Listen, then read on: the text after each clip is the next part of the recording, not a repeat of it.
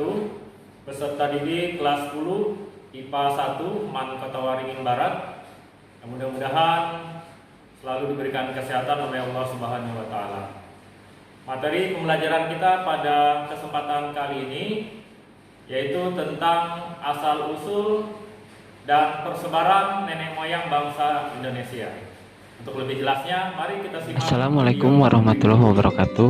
Kembali lagi bersama saya Ridho Sejarah. Kali ini kita akan membahas tentang asal-usul dan persebaran nenek moyang bangsa Indonesia.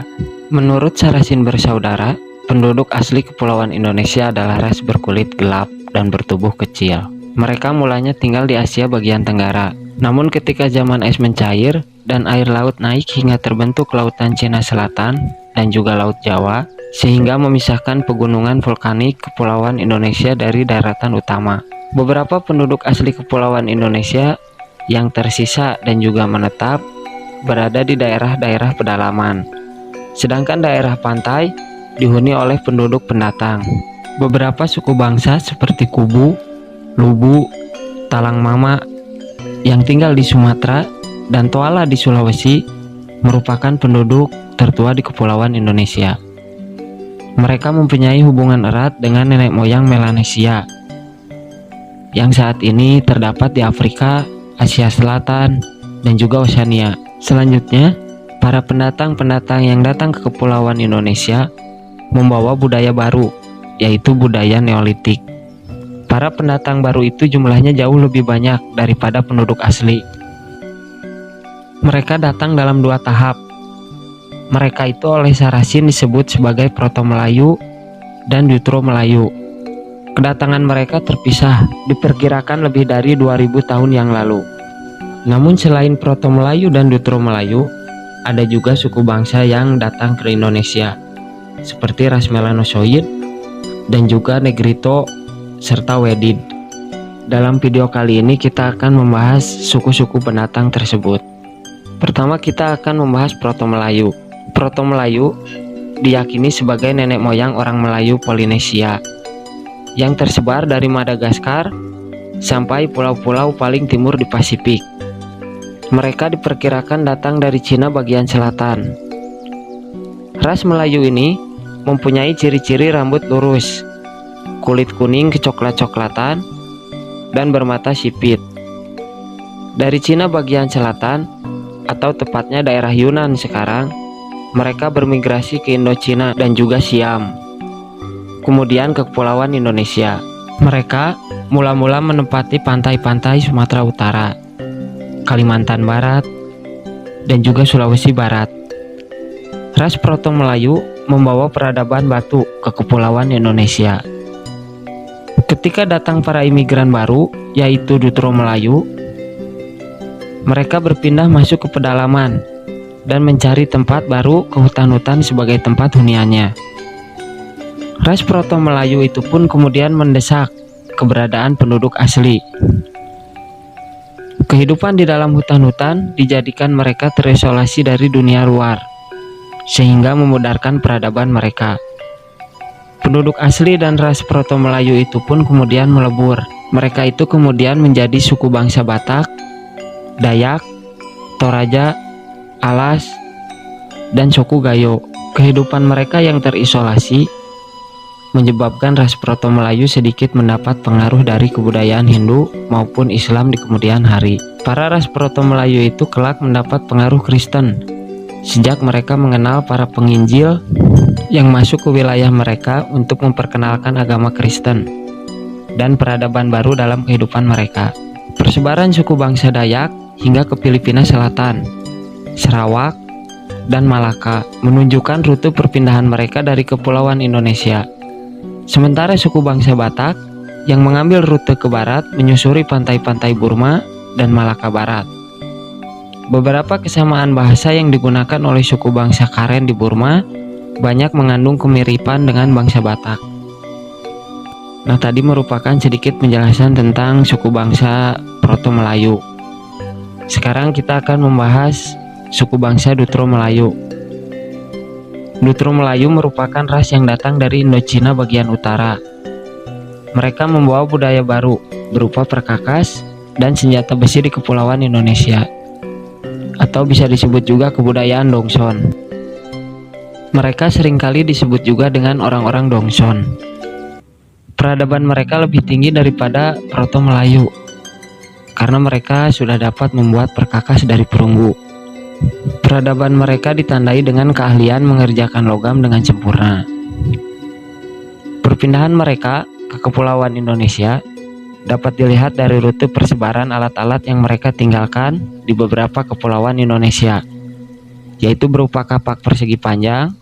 Peradaban ini dapat dijumpai di Malaka, Sumatera, Kalimantan, Filipina, Sulawesi, Jawa, dan Nusa Tenggara Timur.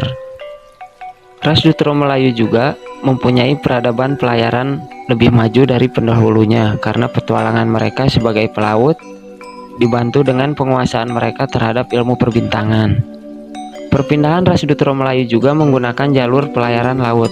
Sebagian dari ras Dutro Melayu ada yang mencapai Kepulauan Jepang. Bahkan kelak ada yang hingga sampai Madagaskar. Kedatangan ras Dutro Melayu di Kepulauan Indonesia semakin lama semakin banyak. Mereka pun kemudian berpindah mencari tempat baru ke hutan-hutan sebagai tempat hunian baru. Dan hingga pada akhirnya Proto serta Dutro Melayu membaur dan selanjutnya menjadi penduduk di Kepulauan Indonesia. Kemudian pada masa selanjutnya mereka sulit untuk dibedakan. Proto Melayu meliputi penduduk di Gayo dan Alas di Sumatera bagian utara, serta Toraja di Sulawesi. Sementara itu, semua penduduk di Kepulauan Indonesia, kecuali penduduk Papua dan yang tinggal di sekitar pulau-pulau Papua, adalah ras Dutro Melayu. Selanjutnya tentang bangsa Melanosoid. Ras lain yang juga terdapat di Kepulauan Indonesia adalah ras Melanosoid.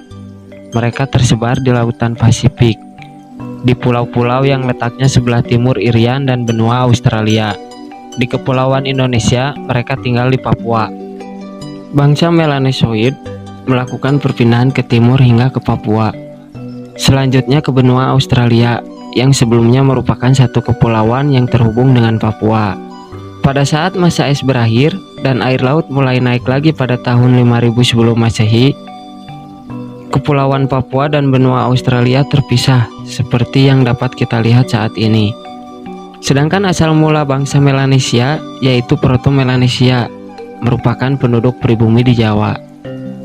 Mereka adalah manusia wajak yang tersebar ke timur dan menduduki Papua sebelum zaman es berakhir dan sebelum kenaikan permukaan laut yang terjadi pada saat itu.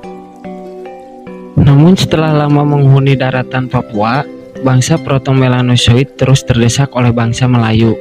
Mereka yang belum sempat mencapai Kepulauan Papua melakukan percampuran dengan ras baru, yaitu ras Proto-Melayu tadi atau Dutro Melayu.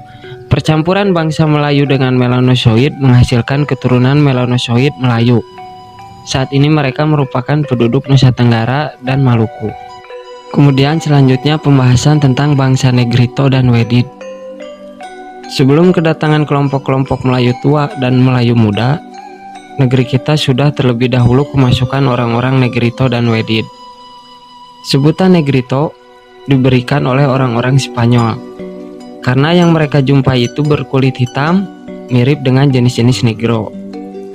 Sejauh mana kelompok Negrito itu bertalian darah dengan jenis-jenis Negro yang terdapat di Afrika, demikian pula bagaimana sejarah perpindahan mereka belum banyak diketahui dengan pasti.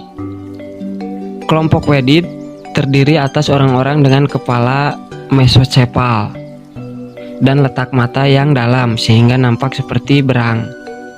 Kulit mereka coklat tua dan tinggi rata-rata lelakinya 155 cm. Wedid artinya jenis Weda, yaitu bangsa yang terdapat di Pulau Ceylon atau Sri Lanka sekarang.